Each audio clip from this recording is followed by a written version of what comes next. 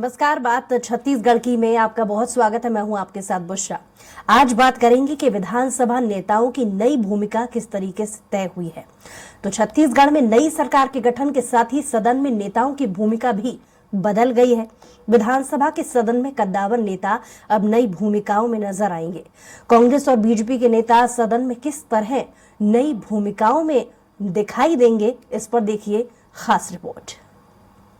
साल 2018 के चुनाव में महज 15 सीटों पर सिमटने वाली बीजेपी साल 2023 की विधानसभा चुनाव में 54 सीटों की बड़ी बहुमत के साथ सरकार बनाई है। और इसके साथ ही छत्तीसगढ़ विधानसभा के सदन में अब नेताओं की भूमिका भी बदल गई है। आदिवासी नेता विष्णुदेव साय मुख्यमंत्री बनकर अब सदन के नेता के रूप में भूमिका निभा रहे हैं। वहीं 3 बार प्रदेश के मुख्यमंत्री रहे डॉक्टर रमन सिंह अब विधानसभा अध्यक्ष के रूप में नए दायित्व निभाते नजर आएंगे। वहीं कांग्रेस सरकार के दौरान विधानसभा अध्यक्ष रहे डॉक्टर चरणदास महंत अब नेता प्रतिपक्ष की भूमिका में आ गए हैं और पूर्व सीएम भूपेश बघेल समेत कांग्रेस के सभी मंत्री और विधायक अब विपक्षी नेताओं की जिम्मेदारी निभाएंगे। देखिए, जो सहजता आपने आज देखी है वो हम सब के बीच का एक समन्वय, भाईचारे का भाव है। ये एक सौम्यता का भाव दिखना चाहिए। मगर जहाँ विधानसभा में विचार आएंगे, योजनाओं पर चर्चा होगी, जब जनहित की बातें होने लगेंगी, तब थोड़ा दुराभाव आएगा। उस समय हम लोग पूरी प्रखरता के साथ छत्तीसगढ़ के उन्नति और विकास के लिए लड़ेंगे। नेता प्रतिपक्ष डॉक्टर चरणदास महंत का कहना है कि वे अब नई भूमिका में आ गए हैं। उनकी तासीर सरल सौम्य राजनीति की रही है, लेकिन जरूरत पड़ने पर जनता के हक के लिए अब वे सदन से सड़क तक कांग्रेस नेताओं के साथ मिलकर सरकार के खिलाफ मोर्चा खोलने से गुरेज नहीं करेंगे। वहीं विधानसभा अध्यक्ष का पद संभालने के बाद डॉक्टर रमन सिंह ने कहा कि एक अलग भूमिका है। पक्ष विपक्ष ने निर्विरोध अध्यक्ष के नाम के लिए दिया गया आम सहमति के साथ विधानसभा अध्यक्ष का चयन किया। अब तक 15 साल मुख्यमंत्री के रूप में राजनीतिक दृष्टि से कार्य किया। अब मेरा दायित्व है कि 90 विधानसभा सदस्य का मान सम्मान बढ़ाना है। छत्तीसगढ़ के निर्माण में उन सबको अवसर देने का काम अध्यक्ष के नाते करना है।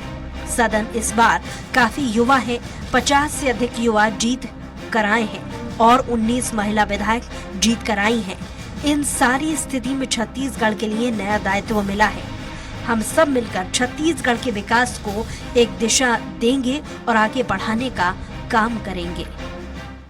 विधानसभा के अध्यक्ष का चयन आप सबने किया और मेरी जवाबदारी है कि इस विधानसभा को निष्पक्ष भाव से, अभी तक मैं 15 साल मुख्यमंत्री की हैसियत से एक भूमिका में छत्तीसगढ़ में राजनीतिक दृष्टि से काम करता रहा। आज मेरी भूमिका विधानसभा में बदली गई है और मेरी दायित्व इस विधानसभा के 90 सभी सदस्य, इनके मान सम्मान गरिमा बढ़ाना, उनके अंदर जो कुछ है वो सर्वश्रेष्ठ कैसा छत्तीसगढ़ के लिए वो दे सकते हैं, उनकी भागीदारी कैसे हो सकती है छत्तीसगढ़ के निर्माण में, वो इधर के लोग हो, पक्ष के हों या विपक्ष के हों, उन सबको अवसर देने का काम एक विधानसभा अध्यक्ष के नाते मुझे करना है। बहरहाल छत्तीसगढ़ में भारतीय जनता पार्टी मोदी की गारंटी के तहत विभिन्न वादों के साथ सत्ता में आई है। किसानों को 2 साल का बोनस, 3100 रुपए दाम पर धान खरीदी, महतारी वंदन योजना के तहत महिलाओं को सालाना 12,000 सहित विभिन्न घोषणाएं शामिल हैं। अब देखना होगा कि बीजेपी सरकार जनता की उम्मीदों पर कितना खरा उतरती है और कांग्रेस विपक्ष की कैसी भूमिका अदा करती है। स्वराज एक्सप्रेस के लिए रायपुर से दिलीप साहू की रिपोर्ट। तो इस मुद्दे पर चर्चा करने के लिए बेहद खास मेहमान हमारे साथ पैनल में मौजूद हैं। बीजेपी से प्रवक्ता डॉक्टर विमल चोपड़ा जी हमारे साथ जुड़े हुए हैं। कांग्रेस से प्रवक्ता सुरेंद्र शर्मा जी भी हमारे साथ जुड़ गए हैं। बहुत स्वागत है आप दोनों ही मेहमानों का। सबसे पहले रुख करते हैं सुरेंद्र जी की तरफ। सुरेंद्र जी, 15 सीटों पर सिमटने वाली बीजेपी अब 54 सीट को आगे बढ़ाते हुए सरकार बना चुकी है। नई सरकार का पहला सत्र आज हुआ, लेकिन बहुत अलग तस्वीरें 5 साल बाद देखने को मिली। आपके मायनों में वो तस्वीर किस तरीके से देखी गई? देखिए, ये लोकतंत्र की खूबसूरती है कि पिछले 5 साल पहले छत्तीसगढ़ की जनता ने, जहां हमारी पार्टी को एक प्रचंड बहुमत दिया था, 68 सीटों के साथ हमने सरकार बनाई थी, और 5 साल बाद इसी छत्तीसगढ़ की जनता ने भारतीय जनता पार्टी को जनादेश दिया है। और आज भारतीय जनता पार्टी की सरकार के गठन के बाद पहला सत्र का आरंभ हुआ, और ये एक अच्छा दृश्य था जिसको देख के हमको खुशी होती है कि एक छत्तीसगढ़ की परंपराओं के अनुरूप एक दूसरे का सम्मान करते हुए निर्विरोध रूप से अध्यक्ष का निर्वाचन हुआ, और अध्यक्ष जी ने भी, नवनिर्वाचित अध्यक्ष माननीय डॉक्टर रमन सिंह ने भी इस बात का आश्वासन दिया कि 90 विधायकों के जो उनका परफॉर्मेंस है, उनकी जो गतिविधियां हैं या उनके अंदर जो क्षमताएं हैं, उनको बराबर बिना निष्पक्ष होकर के सबको बराबर का अवसर दिया जाएगा। इस तरह का कथन स्वागतीय है और ये बहुत अच्छी बात है। जहां तक सवाल ये है कि छत्तीसगढ़ की सरकार ने माननीय भूपेश बघेल जी के नेतृत्व में पिछले 5 साल में अपने तरह से हर संभव कार्य किया, और हमको इस बात की खुशी है कि हमारी सरकार ने छत्तीसगढ़ के किसानों को मुख्य मुद्दे के रूप में सामने लाने में सफलता हासिल की है। आज पूरे देश में अगर किसानों की समस्याओं पर चर्चा हो रही है, उस पर बात हो रही है, उस पर घोषणाएं हो रही हैं, उस पर अमल करने का प्रयास हो रहा है, तो ये एक तरह से मैं कह सकता हूं कि छत्तीसगढ़ के कांग्रेस सरकार की ये बड़ी सफलता है। और उन्होंने 3100 रुपये प्रति क्विंटल के हिसाब से 21 क्विंटल धान खरीदने का वादा किया है। सभी बहनों को 12,000 रुपये देने का वादा किया है, और तमाम तरह के जो वादे किए हैं हमने अपने 5 साल के कार्यकाल में जो हो सकता था हमने किया। जनादेश हमारे पक्ष में नहीं आया, जनादेश विपक्ष का है। हम इस बात के लिए हमारी पार्टी प्रयास करेगी कि जनता के साथ जो भारतीय जनता पार्टी ने वादा किया है, ये सरकार उन वादों को पूरा करे और छत्तीसगढ़ की आकांक्षाओं के अनुरूप छत्तीसगढ़ को आगे बढ़ाने में अपना योगदान दे। इस बात के लिए विपक्ष की भूमिका है, उसको हम सशक्त रूप से निभाएंगे। ठीक है, विमल जी से जवाब ले लेते हैं। विमल जी, आज सदन की जो तस्वीर है वो बहुत अलग नजर आई। पहली बार ऐसा हुआ कि 90 में से महज 50 ही विधायक आज पहुंचे थे, तो बहुत अलग तस्वीरें निकल करके सामने आई। हालांकि जवाब मैंने सुरेंद्र जी पर इस पर चाहा था, लेकिन उन्होंने आपसे ही सवाल पूछ लिया है कि जो बड़े बड़े वादे बीजेपी ने किए हैं, अब बारी उन्हें पूरा करने की, तो इस ओर वो इशारा करते हुए नजर आए। क्या कहिएगा विमल जी? देखिए, सबसे पहली बात तो ये, कांग्रेस के लोगों को 2 दिन की सरकार से वादे पूरे करने का प्रश्न पूछने का अधिकार नहीं है। जिन लोगों ने 5 साल में अपने वादे पूरे नहीं किए और सिर्फ लोगों को भुलावे में रखा, वो लोग किसी से प्रश्न करें, ये कहीं से भी उचित नहीं है। सुरेंद्र शर्मा जी हमारे मित्र हैं, आदरणीय हैं, और उन्होंने कहा कि जनादेश हमको स्वीकार है, वो नम्रता है उनकी। लेकिन मैं उनको ये भी बोलना चाहता हूं कि अपने कांग्रेस के लीडरों को वो समझाएं कि ये जनादेश है। जो लोग ये कह रहे हैं कि ये ईवीएम का आदेश है, इससे कम से कम बचें और माने कि वास्तव में उनकी पराजय हुई है, उनकी हार हुई है, और अपने हार के कारणों पे चिंतन करें। जबरन ईवीएम पर थोपने का काम जो है, अपनी हार को ना करें।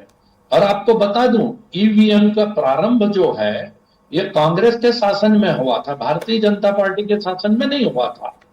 और दूसरी बात, जहां तक आज के विधानसभा की तस्वीर की बात है, तो हम जो 3 नेता आज विधानसभा में देख रहे हैं, विधानसभा अध्यक्ष जी, मुख्यमंत्री जी और नेता प्रतिपक्ष, ये 3 लोग हमको वहां एक ऐसे नेता के रूप में दिखाई दे रहे हैं जो तीनों के तीनों बहुत परिपक्व हैं। मुख्यमंत्री जी 15 साल के जो थे, डॉक्टर रमन सिंह जी, आज वो विधानसभा अध्यक्ष की भूमिका में है। 25 साल का उनको सदन का अनुभव है, और उस अनुभव के साथ जो है, मेरे को लगता है कि देश के सबसे अनुभवी विधानसभा अध्यक्ष जो हैं वो डॉक्टर रमन सिंह जी होंगे।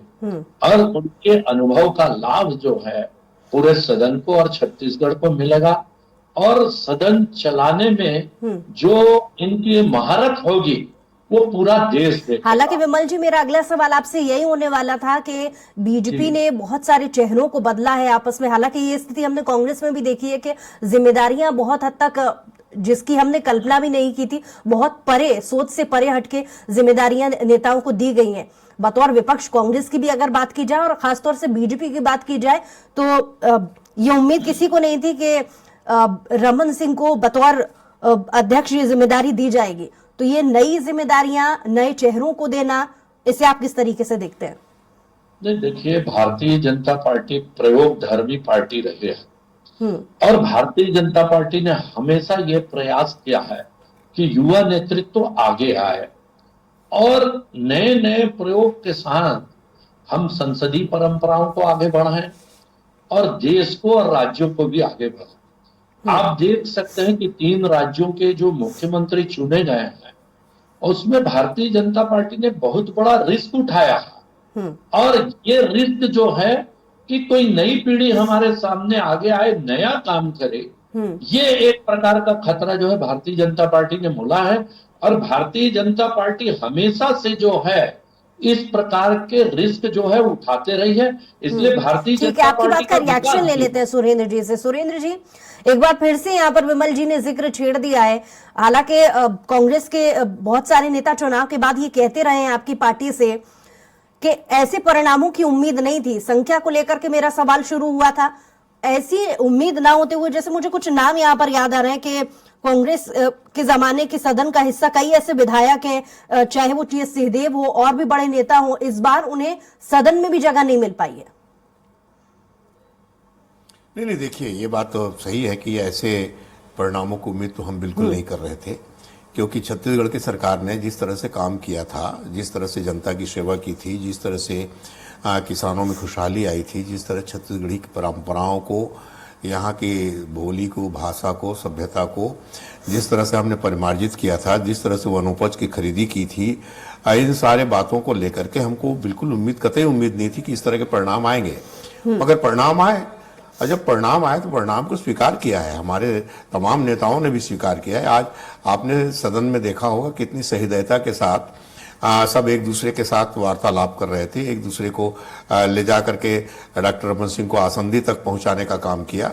ये हमारे, ठीक है, चुनाव में हार जीत लगी रहती है और निश्चित रूप से हमारे चोपड़ा जी कह रहे हैं कि कांग्रेस पार्टी को समीक्षा करनी चाहिए। अवश्य समीक्षा होगी, जरूर होगी कि जहां जनता ने हमको 68 सीटों पर जिताया था, इस बार हम क्यों सफल नहीं हो पाए, इस बात की समीक्षा जरूर होगी। और ये निश्चित रूप से हम फिर से खड़े होंगे और फिर उसी ताकत के साथ आगे बढ़ेंगे और आने वाले समय में भारतीय जनता पार्टी के सामने एक कठिन चुनौती कांग्रेस पार्टी प्रस्तुत करेगी। ये लोकतंत्र की खूबसूरती है, एक दल आता है, दूसरा दल जाता है। यहाँ कोई राजशाही तो है नहीं कि हमेशा हमेशा कोई रहेगा। जो आज है कल नहीं रहेगा, जो कल थे वो आज नहीं है, ये परंपरा है। तो निश्चित रूप से इसमें कोई बहुत बड़ी बात नहीं है। एक और बात का जवाब मैं चाहूंगी सुरेंद्र जी। विमल जी इस बात का भी जिक्र कर रहे थे कि कांग्रेस इस बात को मानने को तैयार नहीं है कि फैसला जनता का नहीं बल्कि ईवीएम का है, तो इसको लेकर के भी थोड़ी टिप्पणी कर दीजिए।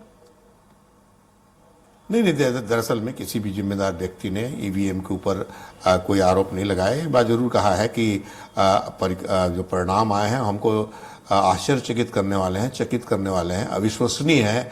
हमारे पास जो सोर्सेज हैं, हमारे पास जो सर्वे की टीम की रिपोर्ट है, जो एग्जिट पोल की जो रिपोर्ट है, इन सारी बातों को देखते हुए ये जो परिणाम आया है, ये परिणाम कई बार कई लोग कयास लगाते हैं कहीं इसके पीछे ईवीएम कारण तो नहीं है, मगर आपको बता रहा हूं मैं, इन सब बातों के रहते हुए भी हमारे तमाम नेताओं ने जनादेश को स्वीकार किया है और इस बात को माना है कि छत्तीसगढ़ में भारतीय जनता पार्टी की सरकार विजयी हुई है। ये सत्य है, यही, और इस सत्य को स्वीकार करते हुए हम आगे बढ़ेंगे और इसी दिशा में आगे बढ़ भी रहे हैं।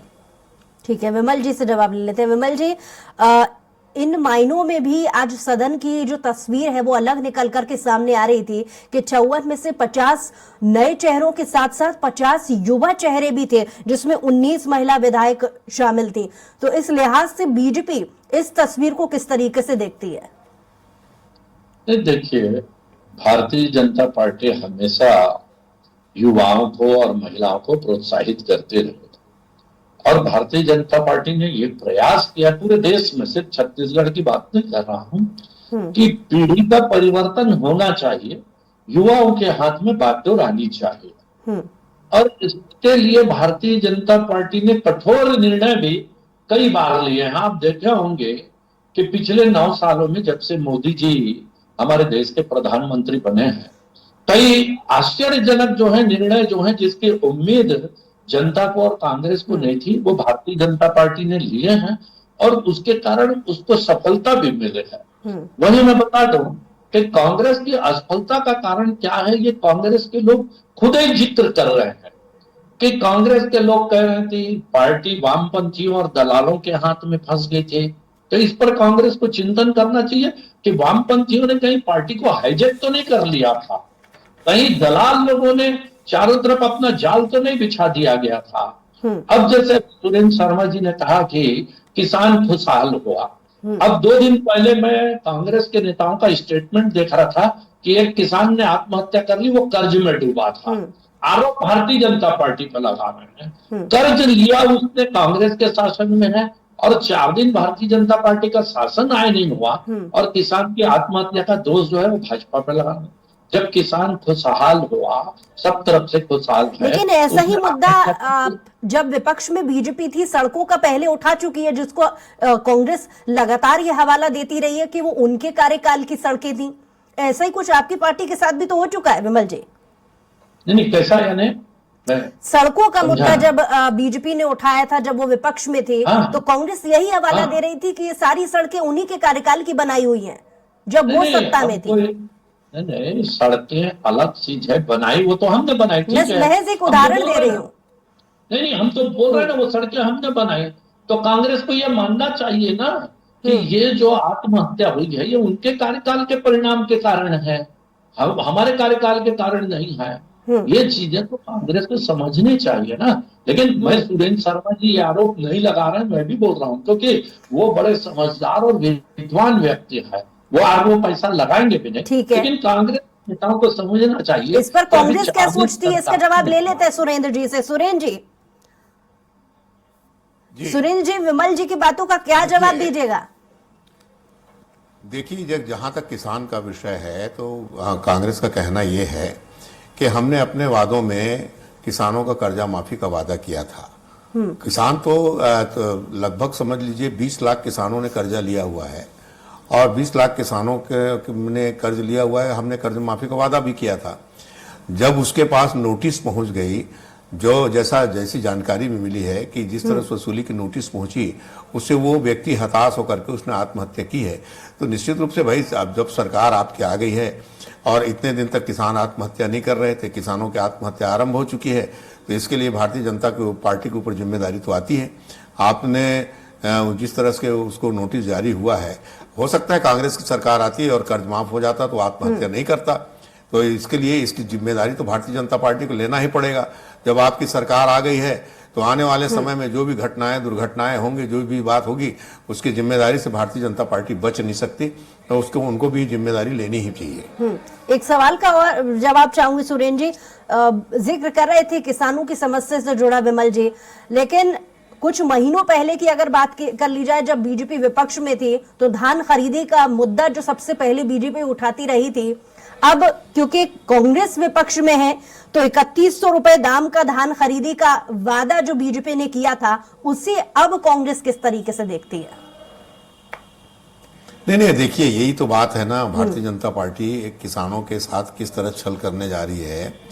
अभी जो विधानसभा का सत्र है जिसमें अनुपूरक बजट आ रहा है, उस अनुपूरक बजट में प्रधानमंत्री आवास के लिए प्रावधान किया गया है, महतारी वंदन योजना के लिए प्रावधान किया गया है, और जो भारतीय जनता पार्टी का 2 साल का बकाया बोनस है उसके लिए प्रावधान किया गया है। छत्तीसगढ़ में धान खरीदी चल रही है, किसान अभी धान बेच रहे हैं, मगर वो 3100 रुपया नगद भुगतान करने का जो वादा किया था उसके संबंध में इस बजट में कोई प्रावधान नहीं किया गया है। इससे किसान के मन में शंका है कि कहीं भारतीय जनता पार्टी अपने वादों से पलटने वाली तो नहीं है।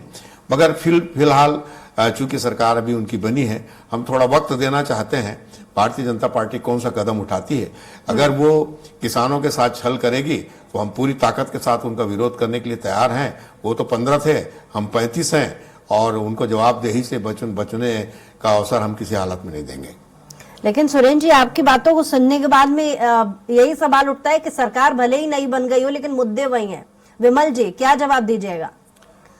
नहीं, देखिए, एक तो मैं यही कहना चाहता हूँ कि कांग्रेस ने घोषणा पत्र में लिखा था कि कर्ज माफी करेंगे, और कांग्रेस इतनी ही किसान कैसी थी, तो जिस समय सरकार में थी उसको कह देना था कि इस साल का कर्ज हम माफ कर दिए हमने करके, तो क्यों किसान आत्महत्या करता? जब सरकार में थे तब तो आपने माफी नहीं की, और सरकार में आएंगे तब आपने कहा कि हम माफ करेंगे। लेकिन कांग्रेस ये सवाल उठा रही है कि अब तो डबल इंजन की सरकार है। जिस तरीके से सरकार बनने के ठीक दूसरे दिन ही कांग्रेस ने अपने घोषणा पत्र पर ध्यान देना शुरू कर दिया था, बीजेपी क्यों पीछे हट रही है? उसको नोटिस कब गया था?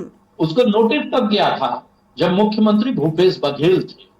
उसने आत्महत्या कब की, किस कारण से की, कब नोटिस मिला, कब कर्जा लिया? यदि इसका इस मुद्दे से अलग हटके बहुत सारे मैनिफेस्टो में और भी चीजें रखी थी बीजेपी ने जी। इस मुद्दे से अलग हटके भी और बहुत सारी चीजें रखी थी बीजेपी ने। हाँ, तो बिल्कुल उसका सबका पूरा जो है हम करेंगे। महतारी बंधन योजना के तहत महिलाओं को सालाना 12,000 सहित 3100 रुपए धान खरीदी, 2 साल में बोनस किसानों को, ये सभी तमाम वादे तो याद दिला रहे हैं सुरेंद्र जी।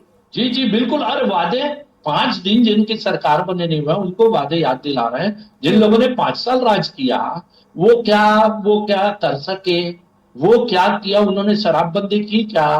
उन्होंने नियमितीकरण किया क्या? उन्होंने भूमिहीनों को भूमि दी क्या? संपत्ति कर आधा किया क्या? लेकिन विमल जी, अब सरकार में आप हैं, कांग्रेस नहीं है। नहीं, मैं यही बोल रहा हूँ। सवाल तो आपके बतौर विपक्षी नजर आ रहे हैं, वो बतौर विपक्ष कांग्रेस जी। मेरा कहना बिल्कुल यही है कि वो वादे याद दिलाए, लेकिन पहले अपने गिरेबान में झांक ले कि हमने क्या किया। जनता हमको वादा दिलाने के लिए खड़ी है। जनता भी वादे याद दिलाएगी, लेकिन अपने गिरेबान में झांके, फिर अपनी जबान खोले कि जबान खोलने लायक है कि नहीं आप, और आप हमें याद दिलाइए। लेकिन अभी तो मंत्रिमंडल नहीं बना है, सरकार नहीं बनी है, विधानसभा का सत्र चालू नहीं हुआ है। अरे कुछ तो समय दीजिए सांस लेने के लिए, तब उसके बाद जो है आरोप लगाना।